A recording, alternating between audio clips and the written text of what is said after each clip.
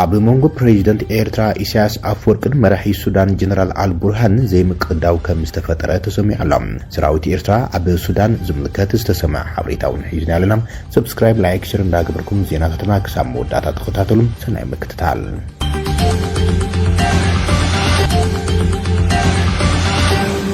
ትግራይ ካብ ኢትዮጵያ ንምግንጻል ወፍረታት ይካይደሎ ተባሂሎም ክልል ትግራይ ካብ ኢትዮጵያ ንምንጻል ሰፋሕቲ ጻዕርታት ይግበር ኣሎ ክብል ሓደ ውድብ ፖለቲካ ትግራይ ገሊጸሎም ኣብ ትግራይ ካብ ዝንቀሳቐሱ ሓይልታት ፖለቲካ ሹም ተንቤን ኣብ ዓንቀጽ 39 ሕገ መንግስቲ ኢትዮጵያ ዝተቐመጠ መሰል ምግንጻል ብምጥቃስ ትግራይ ንምግንጻል ሰፋሕቲ ጻዕርታት ይግበር ዘሎ ብምባል ገሊጸሎም ዋና ፈጻሚ ስራሕቲ ውድብ አቶ ገብረ ሚካኤል ተስፋይ ነዚ ዝገለጸም ምስ አሃዱ ፎርም ኣብ ዘካይዶ ቃለ መሕተት ኮይኖም ኣብ ዝሓለፉ 7 ክሳብ 8 ዓመታት ብስንክቲ ኣብ ትግራይ ዝተኻየደ ኩናትን ፖለቲካዊ ዘይምርግጋዕን ህዝቢ ትግራይ ኢትዮጵያዊ መንነቱም ሕቶ ንከሓትት ከምኡን ንምግንጻልን ሰፊሕ ጻዕርታት ይግበር ከም ዘሎ ገሊጾም ህዝቢ ኢትዮጵያዊ ሙኻን ከም ዝሕፍር ጌርኻ መውጻር ብሓፈሻ ትግራይ ንምግንጻል ሰፋሕቲ ጻዕርታት ይግበር ከም ዘሎን እዚ ከም ዝኣምንን ገሊጾም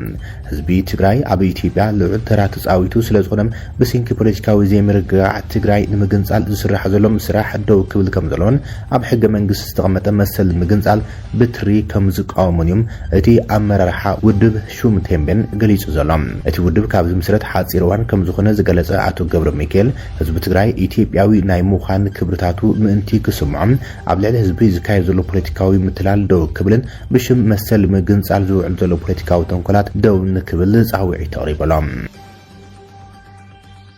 ኣብ ትግራይ ሓድሽ ስርዓተ ትምህርቲ ግብራዊ ኣይኮነን ተባሂሎም ኣብ 2017 ብፈተነ ተጀሚሩ ኣብ 2015 ተግባራዊ ዝኾነ ሓድሽ ስርዓተ ትምህርቲ ኢትዮጵያ ኣብ ትግራይ ተግባራዊ ከም ዘይኮነ ቢሮ ትምህርቲ ትግራይ ገሊጹ ኣሃዱ ዝተባሃለት ሬድዮ ንሓላፊ ቢሮ ትምህርቲ ትግራይ ኣዘራሪባ ከም ዝገለጸት እንትኾይኖም ሕጽረት ገንዘብ ከም ብድሆ ብምጥቃስ ስርዓተ ትምህርቲ ንምጅማርን መጽሓፍቲ ንምሕታምን ይስራሕ ከም ዘሎን ኣብ መስከረም 2018 ክጅምር መደብ ተታሒዙ ከም ዝነበረ ይገሊጹ እዚ ኣታሲሩ ኣብ ቢሮ ትምህርቲ ትግራይ ዳይሬክተር ኮሙኒኬሽን አቶ ስዩም ሓጎስ ኣብ ዝሃቦ መልሲ ካብ ቀዳማይ ክሳብ ሻምናይ ክፍሊ ዝመሃሩ ተምሃሮም ካብ 2015 ጀሚሮም ተግባራዊ ኣይኮነን ኢሎም እቲ ዳይሬክተር ወሲኹ ነቶም መምሃሪ መጽሓፍቲ ጽሑፉ ክእላታት ምስልጣን ዘይምኻል ኣቃውማ ስርዓተ ትምህርቲ ምድላው ዘይምኻልን ሕጽረት ገንዘብን ክሳብ ሕዚ ዘይተጀመረሉ ምኽንያት ምዃኑ ይገልጾም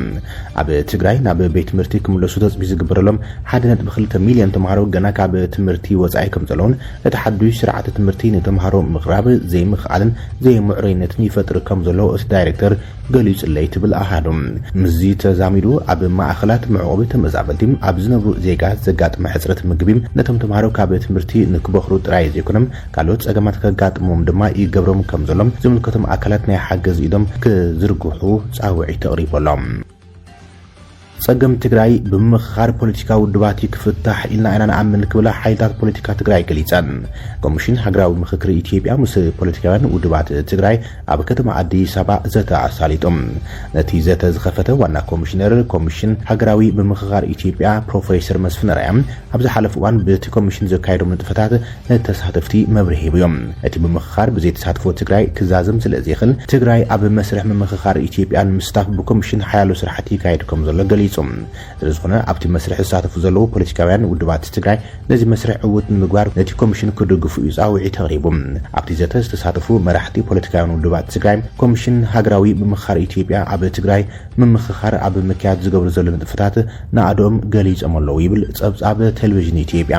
ጸገም ትግራይ ብዘተ ክፍታሕ ምዃኑ እምነቶም ገሊጾም እቶም መራሕቲ ፖለቲካ ውድባት ትግራይ ነዚ ብሄራዊ ልዝብ እቲ እንኮ መማረፂ ምዃኑ ድማ ኣስሚሮም ኣለሎም ትግራይ ኣካል እቲ ዘተ ክትኸውን እቲ ኮሚሽን ዝጀመረ ስራሕቲ ቀጻልነት ክህልዎ ጻውዒት ተቕሪቦም እዮም ኣብቲ ዘተ ድማ ውድባት ፖለቲካ ዓረና ባይቶና ትዴፓም ቃንጭ ሓቂም ትንሳኤ ሰብዓ እንደርታን ራያ ራዩማን ተሳቲፎም እዮም ተባሂሎም ብዝርዝር ዝሓዝናዮ እዋናዊ ርእሰ ጉዳይ ዝምልከት ድማ ክነካፍለኩም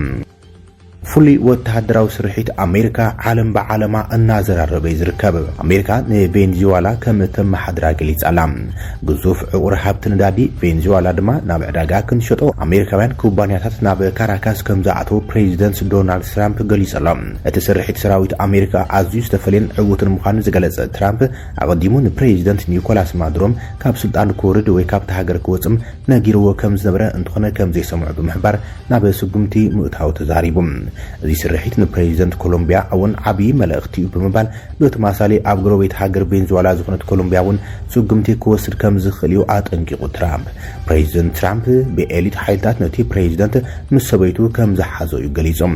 نابيت فردي امريكا بمقرب دما فتحك وهاب مخاني تزاريبم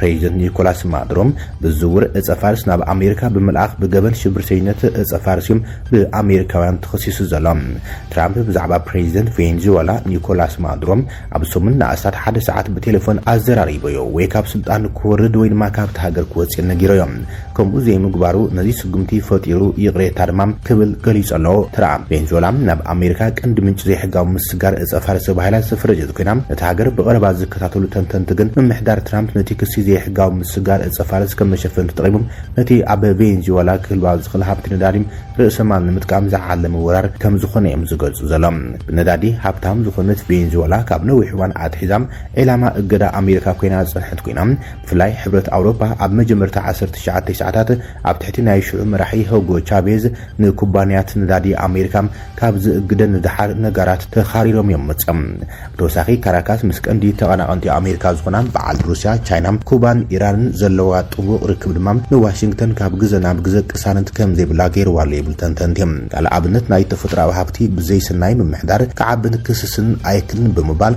حنتي كابتن بعالمنا فلطات افريت ندار زخونه فنزويلا بامريكاوያን سنتنخش لا يصنيحم 28 مليون حزب زلوا فنزويلا ابزوانزي اب معالتيم استات 1 مليون برميل ناديم تفطراو غازي حوسه تفريم زما كابتي اب سبعات اب معالتي زنبرم 2.8 مليون برميل زوردايم معالتاوي بمليونات زغصر ገንዘብ اب زي حغام مسغار اصفارس شيطلا حجر مخانا دما يزغلات تهاجر حبتابو كان تخونت حزبا كن اب دخنت يزنبرم مسرت المعات كم الكتريك ماي صرغا شقاق وزتم ገና አይተዛዘሙንም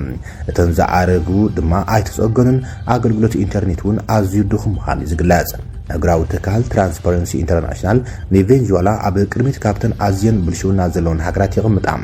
بزحات ابيات صحفت زفر كاب تحتي حساب العليم زرغ حسن سلت بلشونا كم زلون اتي كاب نداري تراي زمص ገንዘብ 28 مليون حزب فنزويلان كالوتن زتقمو كان تخونم مس حاجرن حزبن ግን ዝረብሖ ወይ ዘተሓዙ ነገር የብሉን ይተባሂሉ ዘሎም ማድሮ ክሳብ ክንዴ ገበርኛ ይኹን መራሒና ይሙሻውን ምብራርን ሓላፍነት ኣብ ህዝቢ ሃገር እንበር ኣብ ናይ ወጻይ መንግስታት ኣይኮኑን ዝብሉም ተረርት ነቅፊታት ካብ ኩሉ ኩርናዓት ይስምዐሎም ስለዚህ ድማ እዮም ገለ ካብቶም ናይ ቀረባ ኣዕሩኽ ኣሜሪካውን ነዚ ስጉምቲ ዘይደገፉም በአንጻሩ መራሒ ዓባይ ብሪጣንያ ሰር ኬር ስታርመር ዓባይ ብሪጣንያ ኣብ መጥቃዕቲ ቬንዙዌላ ኢድ ከም ዘይብላ ብንጹር ገሊጾም ከም በዓል ብራዚል ብትሪ ዝተቃመት ኮይናም ኮሎምቢያ ሜክሲኮ ሩስያን ኢራን ዝኣመሰላ መሓዙት ሃገራት ቬንዙዌላ ድማ ወራር ቬንዙዌላ እቲ ኣሜሪካ ዝወሰደት ስጉምቲ ንህብራዊ ሕግን ላዕላውነት ሃገራትን ብግልጺ ዝጥሕስ ብምባል ኣትሪረን ተቃይሞን ኣሎም እዚ ከምዚሉን ከሎ ትራምፕ እቶም በሓይልታት ኣሜሪካ ዝተማረኹ ማድሮን በዓልቲ ቤቱን ብምቑሕ ተኣሲሮም ካብ ቬንዙዌላ ይወፁ ከም ዘለዉ ኣፍሊጦም ትራምፕ እቶም ዝተማረኹ ማድሮ በዓልቲ ቤቱን ናብ ኣሜሪካ ድዮም ናብ ካልእ ቦታ ክወሰዱም ብግልጺ ኣቐዲሙ ኣይገለጸን ነይሮም ኣብዚ እዋን እዚ ዝቕልቀሉ ዘሎ ሓደሽቲ ሓበሬታት ድማ እቶም ብኣሜሪካ ዝኽፈሉ ዝነበሩ ናይ ባዕሎም ጀነራላት ማለት እውን ናይ ማድሮ ጀነራላት ኣብ ምእሳር ማድሮ ከም ዝተሳተፉ ይሕበር መዓልቲ ምስ ጠለመትካ ናይ ገዛ ርስኻ ጀነራል ክጠልመካ እዩ ኩሎም ጀነራላት ተኣመንቲ ሓደ መራሒ ንከይኾኑም ይኽእሉ እዮም ዝብሉም ሓሳባት ድማ ይጽሓፍሎም ፕሬዚደንት ዶናልድ ትራምፕ ድሒሩ ኣብ ዘርግሖ ጽሑፍ ኒኮላስ ማድሮን በዓልቲ ቤቱን ናብ ኣሜሪካ ኒውዮርክ ከም ዝኣተው እዩ ሓቢር ዘሎ ምሕዳር ዶናልድ ትራምፕ ኣብ ልዕሊ መንግስቲ ማድሮ ቬንዙዌላ ዝወስዶ ሓይላዊ መጥቃዕቲ ሽዒቡ ተቃዋምቲ መንግስቲ ቬንዙዌላ ኣብ ገለ ሃገራት ኣሜሪካ ሓዊሶም ደገፎም ንዋሽንግተን ይገልጸሎም ቬንዙዌላውያን ድማ ኣብ ርእሰ ከተማ ካራካስ ሓዊሱ ኣብ ዝተፈላለዩ ከባቢታት ሃገር ተቃውሞ ወራር ኣሜሪካ እዮም ዘካይዱ ዘሎም ሚኒስትሪ ምክልኻል ቬንዙዌላ ነቲ ወራር ኢሉ ዝፀውዖ መጥቃዕቲ ኣየርን ደብዳብን ነፈርቲ ኣሜሪካ ብዙሓት ሲቪላውያን ሰባትን ትካላትን ከምኡን ወተሃደራውያን ትካላትን ሞትን መቕሰልትን ዕንወትን ከም ዝበፅሓ ሓቢረሎም ኢዶም ንኣሜሪካ ከም ዘይህቡን ክሳብ መወዳእታን ላዕላውነትን ክብርን ሃገሮም ሰራዊት ኣሜሪካ ከም ዝገጥሞም ሓቢሮም ዘሎም ሚኒስትር ምክልኻል ኣብ ዘርግሑ መግለጺ ምክትል ፕሬዚደንት ማዱሮ ድማ መራሒ ሃገራም ኣበይ ከም ዘሎ ከም ዘይተፈልጥን መብርሂ ንደሊና ብምባል ንኣሜሪካ ፀዊዓላ